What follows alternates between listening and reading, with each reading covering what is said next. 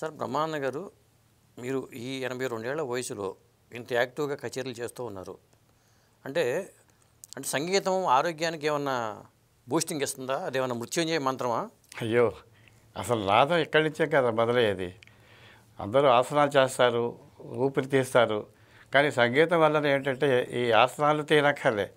మొత్తం ఈ షట్చక్రాలు అంటారు కదా, ఈ షట్చక్రాలకితో పని ఉంటుంది చివరి వరకు కూడా. సంగీతం పాడడం వల్ల వాళ్ళు వేరేగా చేయవలసిన అవసరం పెద్దగా ఉండదు. అంటే ఇదేంటి గాంధర్వ విద్య. సంగీతం అంటే నాదంతో సంబంధించినటువంటి అనమాట. అందుకని మ్యూజిక్ థెరపీ అంటూ ఉంటారు. నాభి హృత్కంఠరసన నా సాధుల యందు శోభిలు సప్తస్వర అనే త్యాగరాజస్వామి వారు కూడా ఈ కింద నుంచి శిరస్సు వరకు కూడా అన్ని అవయవాలు పనిచేసేటువంటి ఒక సాధన అనమాట సంగీతం. అన్ని కళల్లో కంటే సంగీతం చాలా ఉత్కృష్టమైనటువంటి కళ అని మరి పూర్వీకులు మరి పెద్దవాళ్ళందరూ కూడా చెప్పారు. వాళ్ళందరూ సాధన చేసి తరించారు కూడా ఈ కళలో. అదే నేను కూడా ఎంచుకుని ఈ వేరే కళలోకి వెళ్ళకుండా ఇంకో రకంగా చిన్నప్పుడు మా పెద్దవాళ్ళు ఏదైతే పెట్టారో అదే చివరి వరకు. అంటే మీకు ఎలా అబ్బింది అసలు ఈ సంగీత కళ అనేది? మా ఇంట్లో మా అన్నయ్య గారు, పెద్దన్నయ్య గారు శరభరగాచార్య భాగవతారు గారు, ఆయన హరికథలు చెప్పేవారు. తర్వాత మా నాన్నగారేమో ఆయనకి కవిత్వం, పండితం, ఈ పాండిత్యం, కవిత్వం రాయడం, ఆ రకంగా మా ఇంట్లో ఈ కళలు కొద్దిగా ఉన్నాయి. అందువల్ల ఎక్కువగా ఈ స్టేజ్ మీద హరికథలు చెప్పే అనుభవం మా పెద్దన్న గారికి ఉందన్నమాట. ఆయన ఎప్పుడు ఇలాగే మా ఇంటికి హరిదాసులు కూడా వచ్చేవారు. మాది పల్లెటూరు, మన పశ్చిమ గోదావరి జిల్లా రేలంగానే ఒక ఊరు, చిన్న ఊరు. అక్కడ ఏదైనా ఉత్సవాలు ర్యాలింగ్ అనగానే పంచాంగకర్తలు గుర్తొస్తూ ఉంటారు. అవునండి, కరెక్ట్. ర్యాలింగ్ వారు ఇప్పటికీ అదే కంటిన్యూ అవుతుంది. అంటే ఆ ఊర్లోనే వాళ్ళు అక్కడ వాళ్ళేనా వాళ్ళు అక్కడ వాళ్ళే, వాళ్ళ తరాలు దాదాపు 2-3 తరాల నుంచి కూడా వాళ్ళు అక్కడే ఉంటూ ఈ పంచాంగాలు రాయటం. మనకి టీటీడీ ఆస్థాన పంచాంగకర్తలు అన్నమాట వాళ్ళు, ఆస్థాన సిద్ధాంతులు. ఇప్పటికీ వాళ్ళ పేరు ఉంటుంది, ఫలానా వాళ్ళు, ఫలానా ఊరు ఆస్థాన పండితులు, తిరుమల తిరుపతి. ఇప్పుడు కూడా అక్కడే ఉన్నారా వాళ్ళందరూ? ఇప్పటికీ ఉన్నారండి. వాళ్ళ తరాలు ఇప్పటికీ పనిచేస్తారు, వస్తారు. ఇప్పటికీ కూడా మనకి క్యాలెండర్లో వాటిల్లో కూడా వాళ్ళ పేరు వస్తుంది. ఇప్పుడు ప్రజెంట్ నేను చూసింది స్టేట్ బ్యాంక్ ఆఫ్ ఇండియా వాళ్ళు మన రీసెంట్గా మనకి కొత్త క్యాలెండర్ ఇచ్చారు కదా, దాంట్లో కూడా వాళ్ళ పేరుతోటే ఉంది. వాళ్ళ కొడుకులు, మనవాళ్ళు, అలా ఆ తరాలు రాలంగే ఉంటుంది అన్నమాట. అది కంటిన్యూ అవుతుంది. ఇది కాకుండా వాళ్ళ ఇంటి పేరు కూడా ర్యాలింగేనా? ఇంటి పేరు, ఊరి పేరు రాలంగి. మేమంతా రాలంగిలో పుట్టిన వాళ్ళమే. తంగిరాల పెదపూర్ణ సిద్ధాంతి ర్యాలింగి అక్కడి నుంచి. అదే ఆ రకంగా వాళ్ళంతా ఉన్నారు. ఇప్పటికీ కూడా వాళ్ళ ఇంటి దగ్గర ఎక్కడెక్కడి నుంచో వచ్చి ఈ పెళ్ళిళ్ళు, ముహూర్తాలు పెట్టించుకోవటం, గృహ ప్రవేశాలు అవన్నీ పెట్టేసుకుని పెడుతుంటారు అనమాట. ఖాళీ ఉండదు, ముందుగానే తెలియజేసుకోవాలి. 2-3 గంటలు, 4 గంటలు కూడా. ఎంత ఊరండి అది? ర్యాలింగ్ పెద్ద ఊరా, పల్లెటూరా? చిన్న ఊరేనండి. చిన్న ఊరే. అంతా కలిపితే ఒక 1.5 కిలోమీటర్లు ఉండొచ్చు పరిధి. రైల్వే స్టేషన్ ఉంది, పూర్వం నుంచి కూడా రైళ్ళు ఉన్నాయి, బస్ కన్వీనియంట్ కూడా ఉంది. మనకి భీమవరం నుంచి నెడదవల్లి వెళ్ళే లైన్లో రాలంగి రైల్వే స్టేషన్ వస్తుంది. దాని తర్వాత ప్రక్కనే తణుకు, ఇటు ప్రక్కనే హత్తిలి. కొద్ది ఈ రెండు కొద్ది. తణుక్కి ఎన్ని కిలోమీటర్లు ఉంటుంది ఇది? తణుకుకి ఒక 8 కిలోమీటర్లు అంతే. ఇంకొన్నాళ్ళు పోతే సుమారుగా కలిసిపోయే ఉంటుంది. అదే మండల హెడ్ క్వార్టర్ అది? మండల్ హెడ్ క్వార్టర్ కాదు, మండలం ఇంకో వేరే దాంట్లో కలుస్తుంది. ఇరగవరం అనుకుంటా, ఇరగవరం మండలం అంటారు. పక్కనే ఆనుకుని వేల్పూర్ ఉంటుంది. వేల్పూరు తణుకు కలిసే ఉంటుంది ఆల్మోస్ట్. అది కానీ కవి పండితులకి, కళాకారులకి పూర్వం నుంచి కూడా రాలంగి అనే గ్రామం కొంచెం ప్రసిద్ధిగా ఉంది. ఎందుకంటే చాలామంది కళాకారులు. మరి ర్యాలింగి వెంకటరామయ్య గారు అంటారు, ఆయన మీ ఊరేనా? కాదు, వాళ్ళది తాడేపల్లి దగ్గర అంటారు పక్కన. ఇంటి పేరు రాలంగి అంతే. వాళ్ళ పూర్వీకులు ఏమైనా ఉండేవారు మనకు తెలియదు. కానీ రాలంగి ర్యాలింగి ఇంటి పేరు గల వాళ్ళు ఆ ఊళ్ళో లేరా? ఉంటారండి. ఉన్నారా మీ ఊళ్ళో? మా ఊళ్ళో తెలియదు. మీ ఊళ్ళో? నేను ఆల్మోస్ట్ వదిలేసి 60 ఏళ్ళు అయిపోయింది. ఈ సంగీత పరంగా రాలంగిలో ముందు ప్రారంభం చేశాను సంగీతం. మా అన్నయ్య గారు హరికథ చెప్పేవారు కదా, ఆయన ఆ కీర్తన పాడేటప్పుడు మేము పక్క నుంచి వినేవాళ్ళం అనమాట. మా ఇంటికి హరిదాసులు కూడా వచ్చేవారు.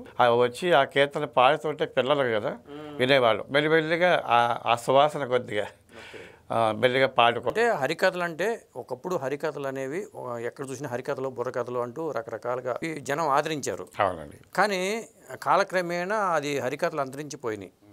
ఇవాళ కూడా ఎవరు చెప్పేవాళ్ళు ఉన్నారంటారా? ఉన్నారండి. ఇప్పటికీ కూడా మన మన ఆంధ్రాలోనే సుమారుగా చిన్న పెద్ద కళాకారులు కలుపుకుంటే ఒక 1000 మంది ఉంటారు. ఇప్పుడు బుర్ర కథ అంటే ఇటుపక్క వంతలు ఉంటారు. మరి హరికథకే వాళ్ళు ఒక్కళ్ళే చెప్తారా? అది దానికి కూడా ఎవరైనా ఉంటారా? బుర్రకథకి 3 ఉంటారు, హరికథకు ఒక్కడే చెప్తారు. ఒక్కరే చెప్పాలి. ప్రక్కన సైడ్ వాయిద్యాలు ఉంటాయి, వయలిన్లు, మృదంగం. కానీ కొన్ని ప్రదేశాల్లో హార్మోని, తబలా పెడతారు. మన ప్రాంతం ఎక్కువగా అంటే మా గోదావరి జిల్లాలు ఇవన్నీ కూడా వయలిన్, మృదంగం పెడతారు అన్నమాట. వేరే ప్రాంతాల్లో అయితే ఆయన మీ అన్నయ్య గారు ఎక్కడ నేర్చుకున్నారు? ఆయన మా కుటుంబంలో పెద్దన్న గారు, నేను చివరి వాడిని. మేము 5గురు అన్నదమ్ములు అనమాట. 5గురులో పెద్దన్న గారే. ఆయన పేరేంటి చెప్పారు? కట్టా శరభలంగాచార్య భాగవతారు గారు. ఎక్కడ నేర్చుకున్నారు ఆయన? ఆయన గురువు ఎవరు? ఆయన గురువు కొమ్మూరి బాలబ్రహ్మణ దాస్ గారు అని చాలా గొప్ప లెజెండరీ. ఆయన కిరీటం, బంగారపు కిరీటం ఉండేది, కిరీటంతో సన్మానం. అలాంటివి 2 కిరీటాలు, కాళ్ళకి గండపెండేరాలు, చేతికి గంటా కంకణాలు, మళ్ళీ ఇక్కడ భుజకీర్తలు అంటారు ఇంత, అవి ఇంకా మెడలో మోడల్స్ అయితే 3 దండలు, చేతులలో ఉంగరాలు. అంటే బంగారం వాటంతటా అవి, అంత బంగారం ఎవరు మోయలేదు. హరికథ చరిత్రలో అంత బంగారం ఎవరు ధరించలేదని ఆ తెలుగు వాచకం పుస్తకంలో కూడా రాశారు. ఏ ఊరండి అయింది? అంటే కొన్ని విజయవాడ, రాజమండ్రి, ఇలా రకరకాల. మరి మీ అన్నగారు ఆయనకి ఎట్లా పరిచయం అయ్యారు అసలు? అంటే రాజమండ్రి రాలకి దగ్గరే అవుతుంది కదండి. అందులో రాజమండ్రి మా మేనమామ గారి పుట్టిల్లు, అంటే మా అమ్మగారు పుట్టిన ఊరు అనమాట. అక్కడికి ఇక్కడ ఒక గంట ప్రయాణం, ఇటు అటు వెళ్ళడంలో మాకు రాజమండ్రి ప్రధానమైన నగరం, నియరెస్ట్. ఇటు సైడ్ పెడితే భీమవరం, పాలకొల్లు, అటువైపు గోదావరి వైపు పెడితే రాజమండ్రి మాకు ప్రధానం అనమాట. ఆ రాజమండ్రిలో బాలబ్రహ్మణ దాస్ గారు కూడా చాలా కాలం ఉన్నారు. వాళ్ళు అటువైపే తిరిగారు, వెస్ట్ గోదావరి. ఆ ప్రభావంతో మీ అన్నగారు కొన్నాళ్ళు విజయవాడలో ఉన్నారు. ఆయన విజయవాడలో కూడా ఆయన సొంతంగా ఇల్లు కూడా ఉండేది. హరికథలో చాలా గొప్ప పేరు ఆయన దగ్గర మీ అన్నగారు నేర్చుకున్నారు. ఏం చదువుకున్నారా మీ అన్నగారు? హరికథ. అంటే ఈ హరికథలు చెప్పడానికి ర్యాలింగ్ వస్తుండేవారు. వచ్చినప్పుడు ఒక భారతం, రామాయణం చెప్తే 30-40 రోజులు పడుతుంది. రోజు వెళ్ళడం, ఆ స్టేజ్ ఎక్కడం, హరికథ చెప్పడం, మళ్ళీ మా ఇంటికి వచ్చి స్టే చేయడం. ఆ విధంగా ఒక 15 రోజులు మినిమం భారతం చెప్పాలంటే ఖచ్చితంగా నెల్లాళ్ళు పడేది. ఈ నెల్లాళ్ళు మా ఇంటి దగ్గర ఉండేవారు కదండి. అలా ఉంటున్నప్పుడు కొద్దిగా ఆయన చెప్తుండేవారు అన్నమాట. ఇంకా తర్వాత ఆయన ఎక్కడున్నారో ఆ ఊరు వెళ్ళడం, లేదా ఆయన హరికథలు ఎక్కడుంటే అక్కడికి శిష్యులు వెళ్ళేవారు. వెళ్ళి ఆయన దగ్గర అలా ఉండి నేర్చుకుంటాడు. ఆ రకంగా ఆయన శిష్యుల్లో చాలామంది లెజెండ్స్. ఇప్పుడు ఎవరెవరంటే పొడుగు పాండురంగదాస్ గారు, మళ్ళీ చాలా పెద్ద లెజెండ్ హరిదాసు. ముతపాక మల్లేశ్వరరావు గారిని సినీ ఇండస్ట్రీలో బాగా తెలుసు. సినిమాలో ఆయన లవకుశ సినిమాకు, అందులో లవుడు గాను కుశులు కానీ ఈయన ఆ రోజుల్లో వేశారు. పేరేమన్నారు? ఇప్పుడున్న లవకుశ కాదు, ఎన్టీ రామారావు గారు లవకుశ కాకుండా అంతకుముందు వచ్చింది. అంతకుముందు ముతపాక మల్లేశ్వరరావు భాగవతారు గారు ఒక సంగీత విద్వాంసులు పాడితే ఎంత అద్భుతంగా ఉంటుందో, ఆయన హరికథలో వినిపించేదంతా సంగీతమే. అంత గొప్పగా పాడేవారు. అంటే బాలమల్లి కృష్ణ గారు కూడా ఆయన హరికథకు వచ్చి కూర్చుండేవారు. ఆ లెవెల్లో అంత గొప్పగా చెప్పే విద్వాంసుడు ఆయన. అలాగే రాగాలు, స్వరకల్పనలు వేసి చాలా బాగా పాడేవారు. హరికథ చెప్పే వాళ్ళకి సంగీత పరిజ్ఞానం అవసరం లేదా? ఉండాలండి. ఉండాలా? అది లేకపోతే శృతి లేదు, లయ లేదు, కీర్తన రాదు. కాస్తనే ప్రవేశం ఉండాలి. ఓకే. అంటే మీరు ఆ కీర్తనలో మీ మీద ప్రభావం చూపినాయి. వాళ్ళు పాడితే కొద్దిగా నేను వింటూ ఉండేవాడిని. ఏదో పక్కన కూర్చొని పాడుకుంటే గొంతు విన్నారు మా వాళ్ళు. గొంతు బాగానే ఉంది అని చెప్పేసి మాకు దగ్గరలోనే ఒక ఫర్లాంగ్ దూరంలో మా ఇంటికి ఒక సంగీత విద్వాంసురాలు, అంటే ఆవిడ సరదే సుబ్బారావు గారు అని చాలా గొప్ప లెజెండరీ వైలనిస్టు.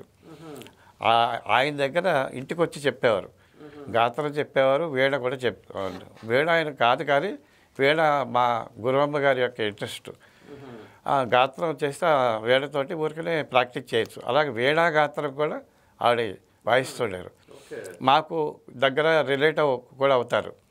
అలాగా అసలు వస్తూ పోతూ ఉండడంలో వీడు సంగీతం నేర్పిస్తే బాగుంటుంది, మంచి రోజు చూసి తీసుకురా అని చెప్పారు మా అన్నగారికి. అప్పుడు మంచి రోజు తీసుకెళ్ళి ఆవిడ దగ్గర సరిగమ పదాలిస్తూ ప్రారంభోత్సవం చేశారు. మీరు మూడో వ్యక్తి ఎవరు మీ బ్రదర్స్లో? నేను 5. మీరు 5? ఓకే. 2 ఎవరు? 2 మా అన్నగారు, ఆయన మామూలుగా స్వర్ణవృత్తి చేసేవారు. మూడో మూడో మూడో వాళ్ళేమో ఈ ఆయన ఉద్యోగం అంటే డిప్యూటీ రిజిస్ట్రార్గా పనిచేసి రిటైర్ అయిపోయారు. ఇప్పుడు లేరు కూడా. ఆయన పేరండి పుష్కరాచార్యులు గారు. పుష్కరాచార్య. ఆ రెండో అన్నయ్య గారి పేరు వెంకటాచార్య గారు. వెంకటాచార్య. మూడో ఆయన పేరేమో పుష్కరాచార్య. మళ్ళీ మా నాలుగో అన్నయ్య పెద్దనే మాదిరిగానే హరిదాసు అయ్యారన్నమాట. ఆయన కూడా బాగా చాలా కాలం పేరండి ఆయన పేరు బాలగంగాధర భాగవతారు. బాలగంగాధర భాగవత. ఆయన కూడా బాలబ్రహ్మదాస్ గారి దగ్గర ప్లస్ మోపరదాస్ గారు. మోపరదాస్ గారు కూడా సినీ ఇండస్ట్రీలో చాలా ఫేమస్. ఇటు ఆయన చాలా పిక్చర్లో నటించారు. అంటే హరికథ కళాకారుడిగా మంచి అందగాడు, ఆజానుబాహుడు, గుడివాడ వాస్తవ్యులు. ఇంటి పేరు సింహాద్రి. అసలు పేరు సింహాద్రి బసవలింగాచారి గారు ఏదో అనేవారు. కానీ మోపరదాస్ అని పక్కనే మోపర్ అనే ఏదో ఊరుండేది. వాళ్ళు మోపరదాస్ అంటే అలాగా పాపులర్ అయిపోయారు అన్నమాట. మోపరదాస్ అని ఇప్పటికీ పాత సినిమాలు చూస్తే ఆయన పేరు వస్తుంది, మోపరదాసు అని. ఆయన సినిమాల్లో చాలా చాలా పిక్చర్లు చేశారు. ఆయన హరికథ అంతా రాజకీయం, మల్లేశ్వరరావు గారిదంతా సంగీతం. వీళ్ళిద్దరూ సినీ ప్రపంచంలో పాత. నాలుగు బ్రదర్ పేరేమన్నారు? మా నాలుగో అన్నయ్య కట్ట బాలగంగాధర భాగవతారు. కట్ట బాలగంగాధర భాగవతారు గారి దగ్గర కొన్నాళ్ళు నేర్చుకున్నారు. మీరు 5 బ్రహ్మాండ ఆచార్య అని పెట్టాలి కదా, మీ పేరు మరి ఆచార్య అని పెట్టలేదు ఏంటి చివర? అంటే షార్ట్గా మా గురువు గారే తగ్గించారు. అసలు మామూలుగా అసలు పేరేంటి? ఇది పూర్తి పేరు ఇదే. అంటే అందరికీ మాకు ఆచార్యులు అనే వస్తుంది మామూలుగా. వీర బ్రహ్మానందాచార్యులు, సర్వలింగాచార్యులు, వెంకటాచార్యులు, పుష్కరాచార్యులు, అలా నా పేరేమో వీర బ్రహ్మానందాచార్యులు. మా గురువుగారు దగ్గర వెళ్ళినప్పుడు ఒరే ఇంత పేరు పేపర్లో రేపు ముందు పాడేవారికి అక్కడైనా కొద్దిగా చిన్నదిగా ఉంటే బాగుంటుంది. అట్టా వీర బ్రహ్మానందాచార్యులు అంటే ఇంత పొడుగు గాత్రం ఎవరు చదువుతారు? కేవీ బ్రహ్మానందాన్ని పెట్టుకో అంటే కేవీ బ్రహ్మానందం. ముందు మరి ఇది మంచి విద్వాంసులు అయ్యే అవకాశాలు ఉన్నాయి కదా, ఇలా పెట్టుకుంటే అందరికీ బాగుంటుంది అని చెప్పి మా గురువుగారే ఆ కేవీ బ్రహ్మానందం అనే తోటి గల అదే పాపులర్. ఇప్పుడు కట్టా వీర బ్రహ్మానందాచార్యులు అంటే ఎవరు అనుకుంటారు. అవును అంతే కదా, కేవీ బ్రహ్మానందం అంటే అందరూ తెలుసు. అంటే వాళ్ళు మిగతా వాళ్ళందరూ కూడా వాళ్ళ రంగాల్లో ఇదిగా ఉన్నారు కనుక వాళ్ళకి ఆ పేర్లు ఉండిపోయి, నాది మాత్రం సంగీత పరంలో గురువుగారి వెంట నేను ఉండేవాడిని కనుక నా పేరు కేవీ బ్రహ్మానందం గారి ఉండిపోయింది.